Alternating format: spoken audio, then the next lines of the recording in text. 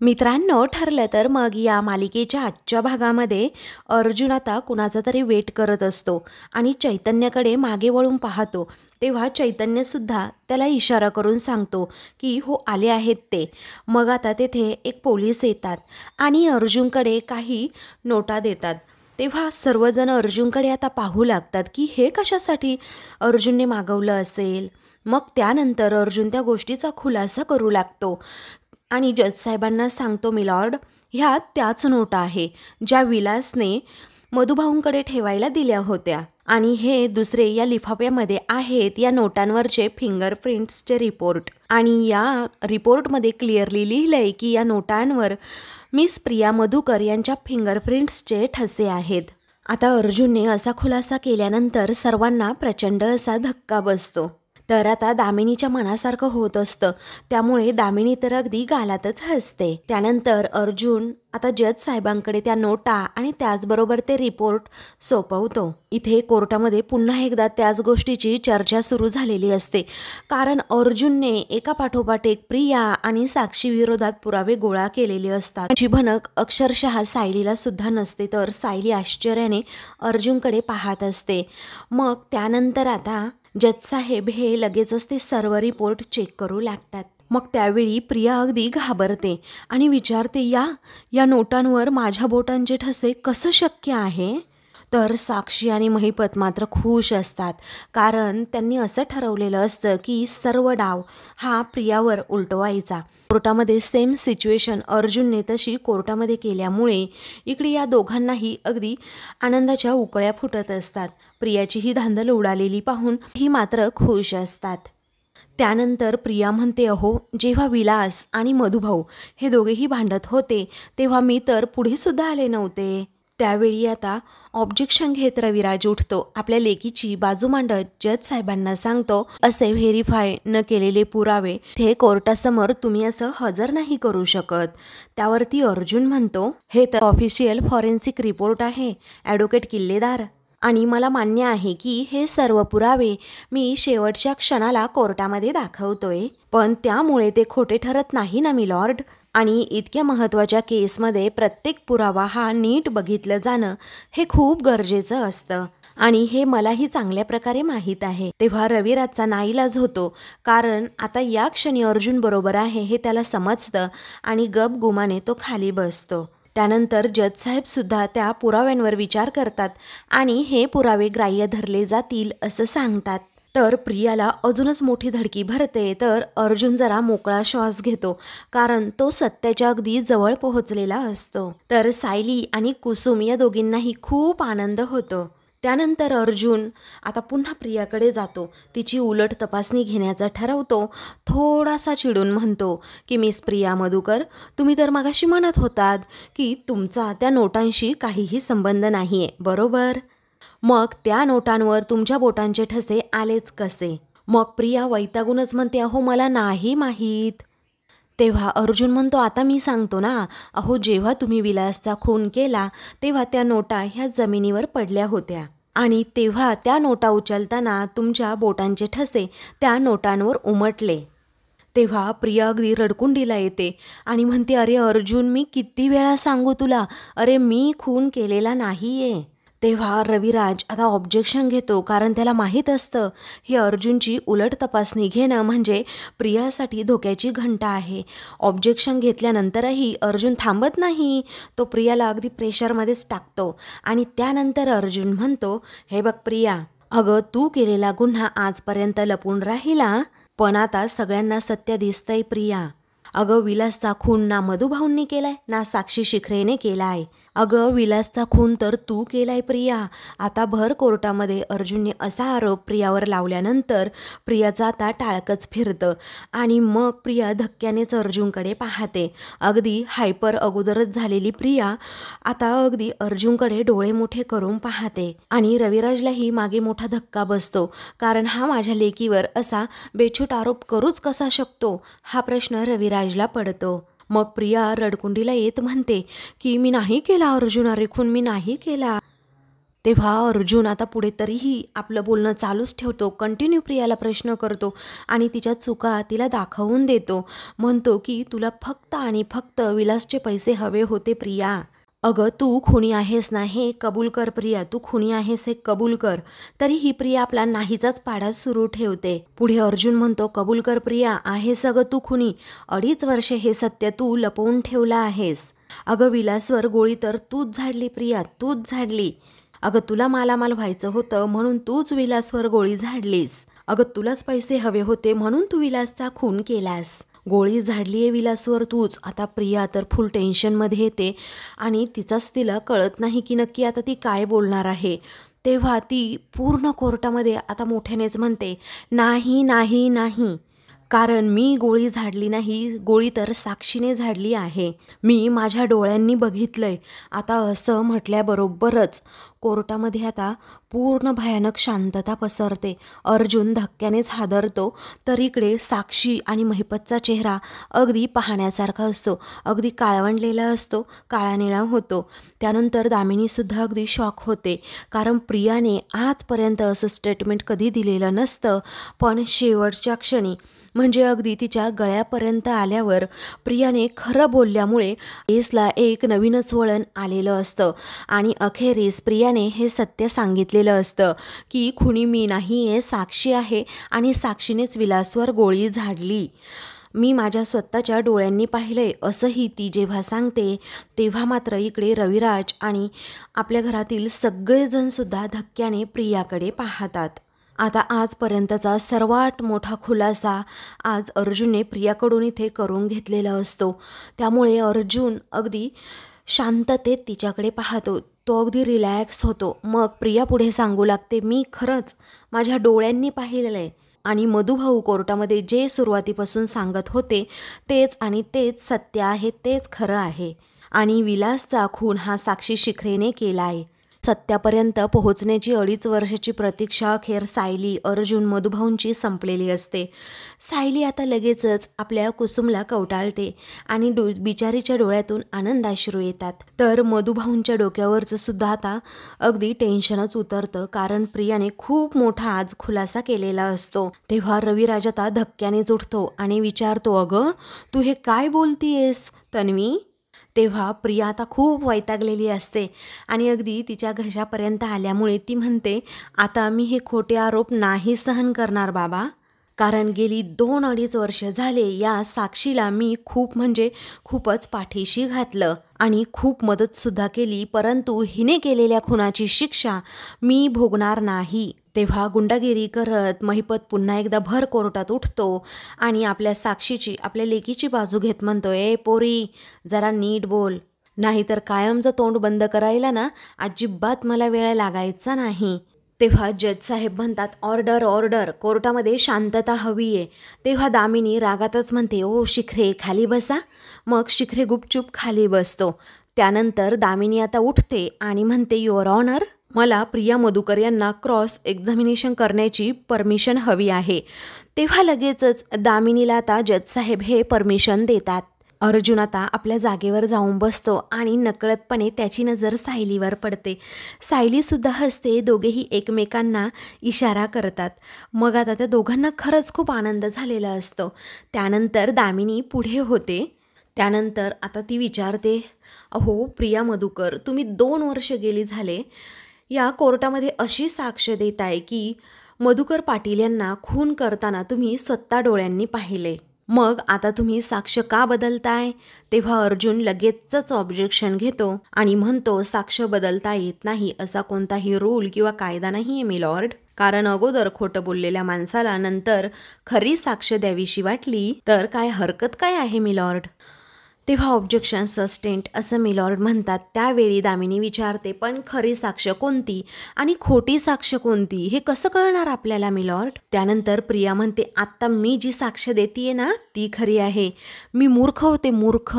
गेली 2.5 वर्ष मी या भामट्या साक्षीला पाठीशी घातलं. तर आता इथे प्रियाने अख्खा गेमच उलटवून टाकलेला असतो. त्यामुळे साक्षी महिपत घाबरलेलेच असतात. त्यानंतर प्रिया म्हणते, उलट त्याबद्दल मला शिक्षा मिळणं तर दूरच, परंतु मला ना शिक्षा होऊ शकते म्हणून मी गप्प नाही बसणार. पुढे प्रिया सगळ्या गोष्टींचा खुलासा करणार तितक्यातच दामिनी म्हणते, दॅट्स युअर ऑनर. मला आता इथून पुढे काहीही प्रश्न विचारायचे नाहीत, थँक्यू. मग आता सगळा डाव प्रियाच्या अंगलट येत असल्यामुळे प्रियाने फायनली सत्य तर सांगून टाकलेलं असतं. मग ती म्हणते, जज साहेब, मला तुम्हाला आता खरं खरं सांगायचंय नक्की तेव्हा काय घडलं होतं. त्यावेळी आता अर्जुन उठतो आणि म्हणतो, मिलॉर्ड, एक रिक्वेस्ट आहे. प्रिया मधुकर आता जे काही सांगणार आहेत आणि त्याचबरोबर आपल्या मधुकर पाटलांनी जे अगोदर सांगितलं आहे ते मला मॅच करून पाहायचं आहे. म्हणजे मधुकर पाटलांनी प्रिया जे बोलतीये ते ऐकू नये असं मला वाटतं. अर्जुनच्या बोलण्यामध्ये अगदी प्रामाणिकपणा असल्यामुळे जज साहेब परमिशन देतात. मधुभाऊ आपले गुपचूप बाहेर जातात. आता अर्जुन अगदी सिरियसलीच प्रियाला विचारतो, मिस प्रिया मधुकर, ज्या दिवशी विलासचा खून झाला त्या दिवशी आश्रमामध्ये नक्की काय काय घडलं होतं ते आता क्लिअरली सांगू शकता. तेव्हा रडकुंडीला आलेली प्रिया सांगू लागते, आमचा प्लॅन हा होता, आश्रमामध्ये कुणीही नसताना आम्ही दोघीही आश्रमाची झडती घेणार आणि मधुभाऊंनी प्रॉपर्टीचे पेपर नक्की कुठे ठेवले आहेत हे तपासणार. आता इकडे प्रियाचं एक एक वाक्य ऐकून रविराज डोक्यालाच हात लावून बसतो. आता रडतच प्रिया सांगू लागते, ठरल्याप्रमाणे माझ्या पोटात दुखतंय. मग मी लगेचच त्या थिएटरमधून निघाले आणि मी आश्रमामध्ये जेव्हा आले तेव्हा साक्षी तर ऑलरेडी तेथे होतीच.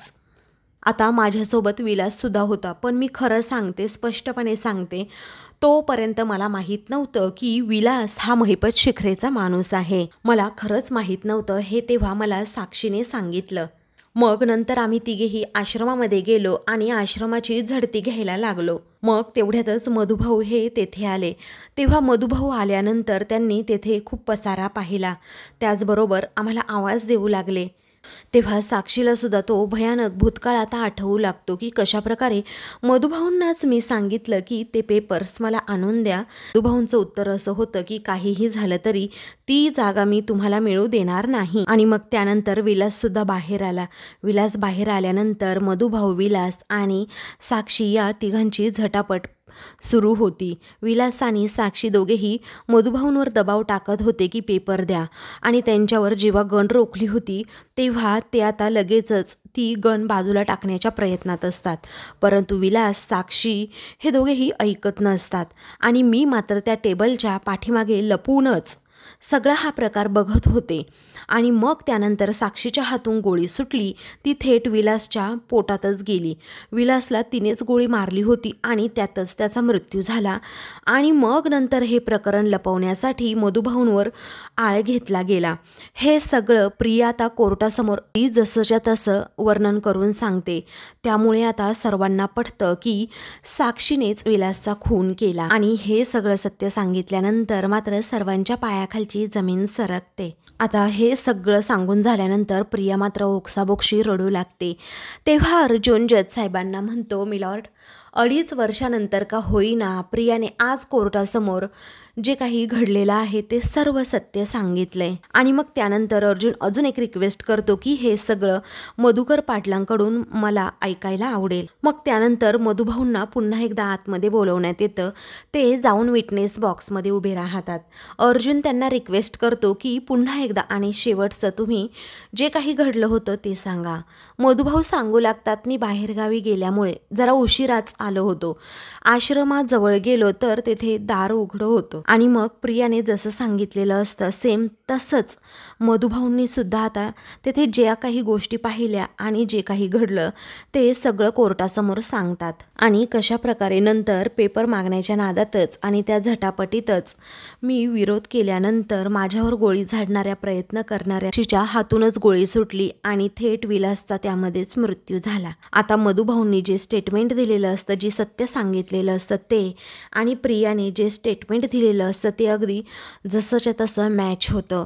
त्यामुळे आता मग सगळ्यांना खात्री पडते की विलासचा खून हा साक्षीच्या हातून झालाय. तर अर्जुन आता पॉईंट टू बी नोटेड असं म्हणून सगळं काही जज साहेबांना लिहून घ्यायला सांगतो आणि प्रियाला म्हणतो की मिस प्रिया मधुकर, आता तुम्ही जाऊन बसू शकता कारण मला साक्षी शिखरे यांना शेवटचे काही प्रश्न विचारायचे आहेत.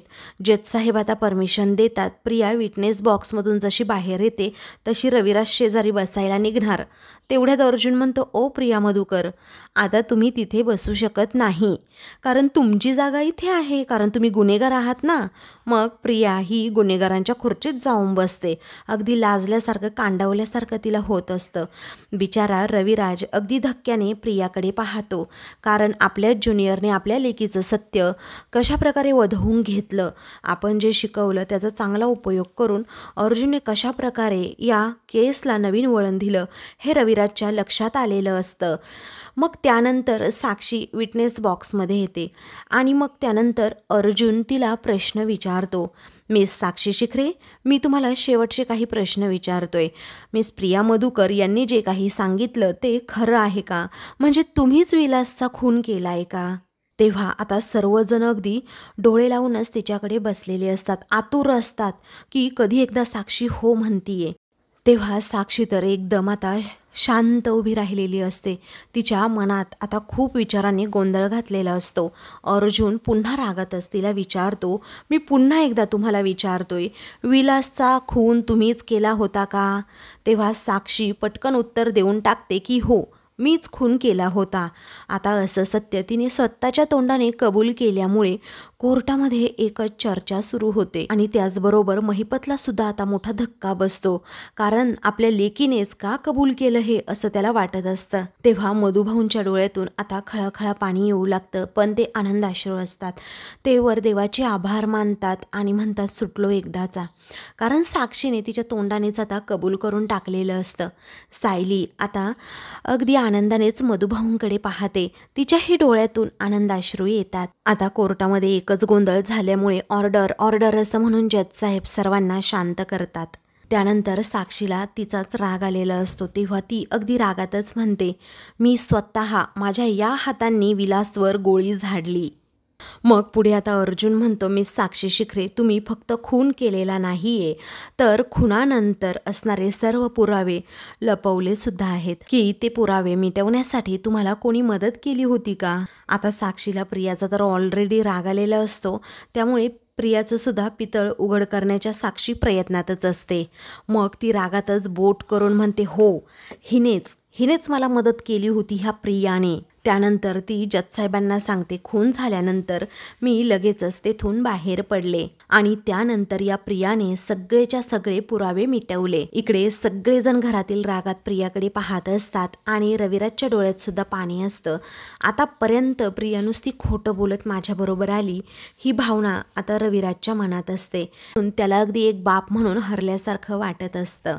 मग आता त्यानंतर त्या दोघींमध्ये जे जे काही डील झालं होतं ते सगळं काही आता साक्षी सांगते आणि कशाप्रकारे ते सगळे पुरावे प्रियाने मिटवले आणि कशाप्रकारे ते प्रियाने पुरावे मिटवून मला सेफ केलं हे सगळं आता प्रियाविरुद्ध साक्षी देऊ लागते. त्याचबरोबर पिस्तुलावरचे जे ठसे होते ते सुद्धा तिने पुसून टाकले आणि मग त्यानंतर तिथे जे जे काही माझ्याबद्दल संशयास्पद सापडेल ते सुद्धा प्रियाने सगळं काही गोळा केलं आणि तो मेसेजेससुद्धा च्या मोबाईलवरून कुणी केला हे सगळं ती सांगत असते. त्यानंतर अर्जुन म्हणतो, म्हणजे मधुभाऊंपासून माझ्या जीवाला धोका आहे असा मेसेज विलासच्या मोबाईलवरून प्रियानेच पोलिसांना पाठवला होता का? तेव्हा साक्षी म्हणते, हो, हे सगळं काही नंतर प्रियानेच मला येऊन सांगितलं.